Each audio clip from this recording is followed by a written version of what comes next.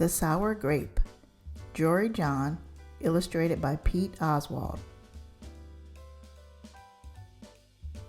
I'm a grape, a sour grape. Grrr. If somebody upsets me, I'll remember it. If somebody wrongs me, I won't forget it.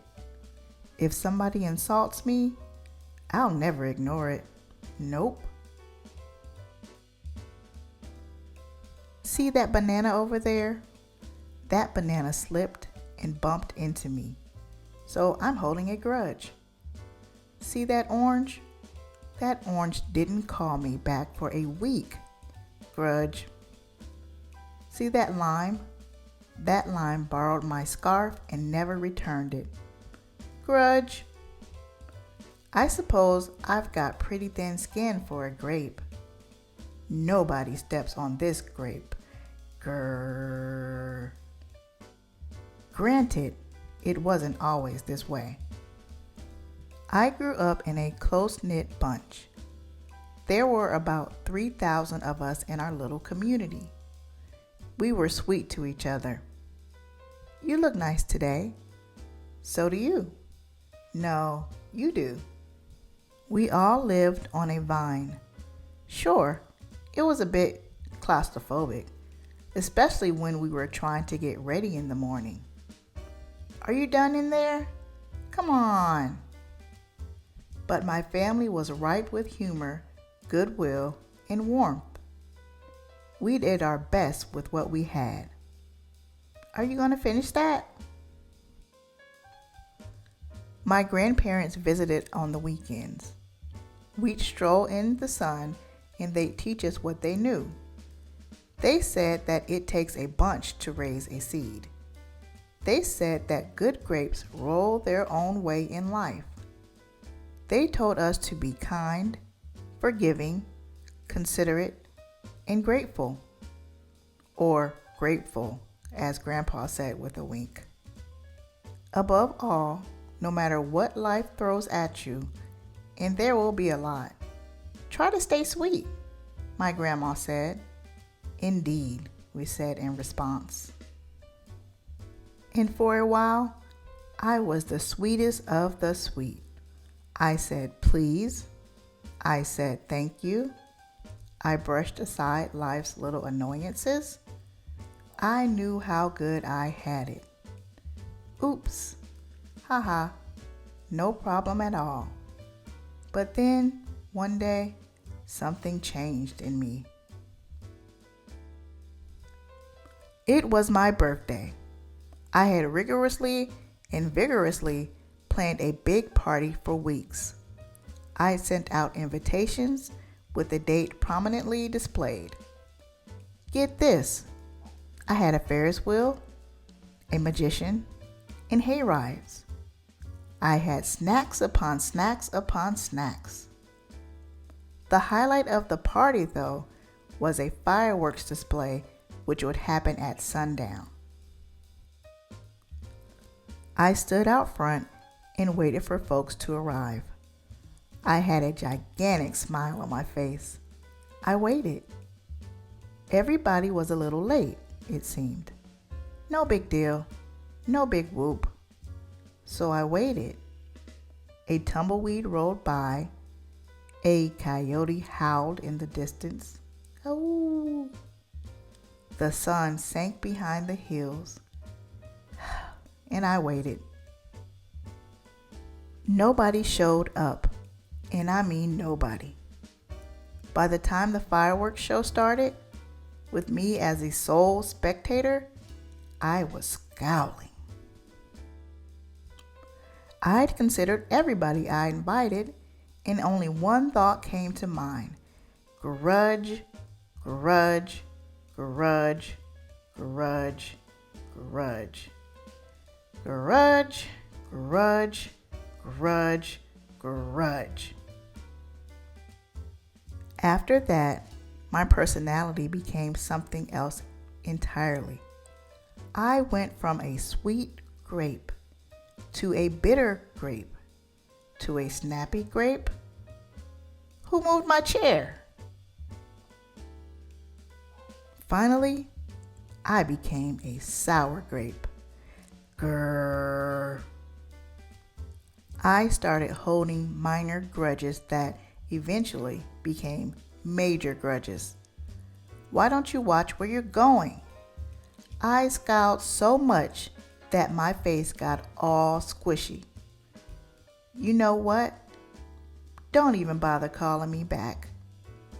I took my grumpiness out on others. Are you ever going to return my scarf? And that's just how it's been.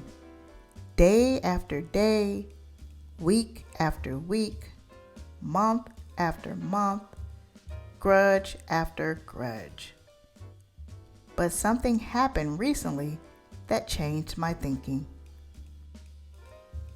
I was getting ready to meet up with my friend Lenny, the only fellow I know who's as sour as I am.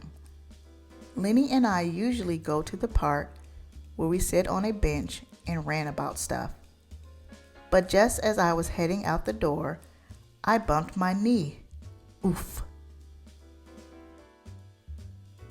After I banged myself up, I discovered I had a flat tire.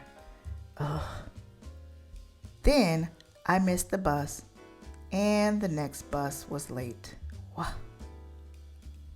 Finally, I got off at the wrong stop.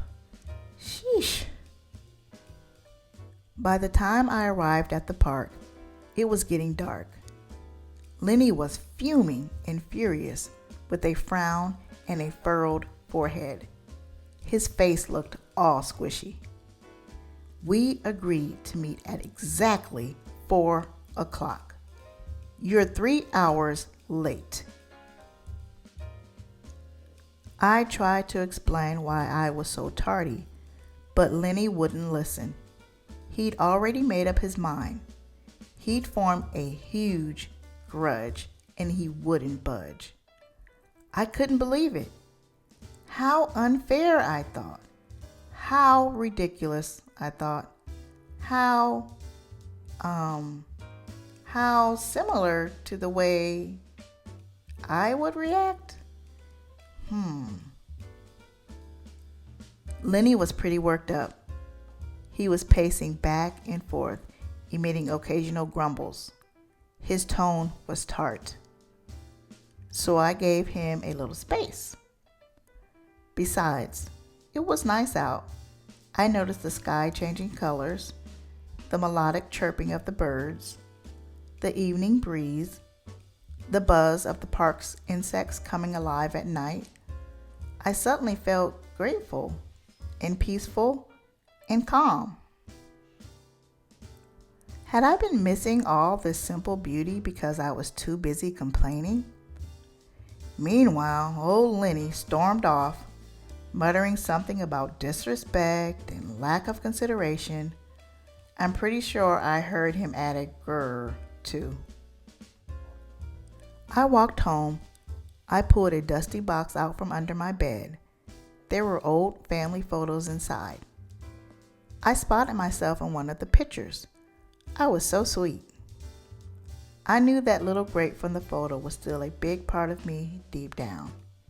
It would just take some work to get back there again.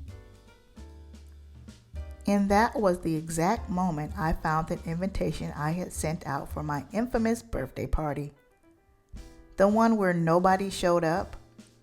It said May 31st. But wait a minute here. My birthday was on May 21st.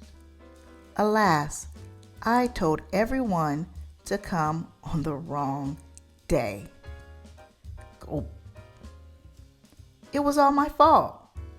I realized nobody's perfect, not even me. After that day, I started noticing other things too, like how remaining sour all the time is so draining.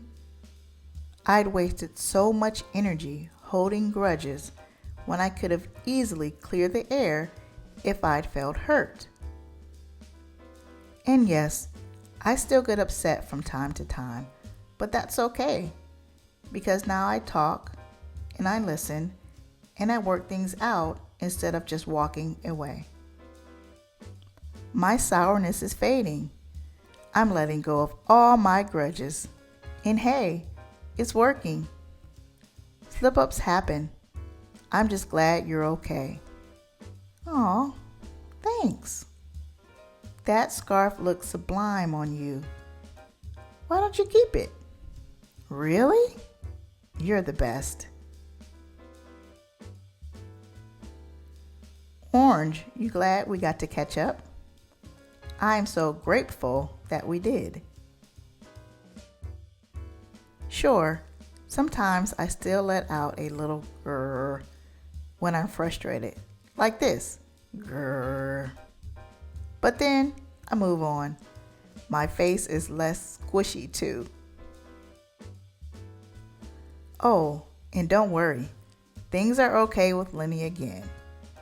Gosh, sorry I'm late. You must be furious. No big deal, my friend. You know what? If you look at things in the right sort of way, and if you remember to be kind, considerate, forgiving, and grateful, life really can be pretty sweet. Yes, indeed.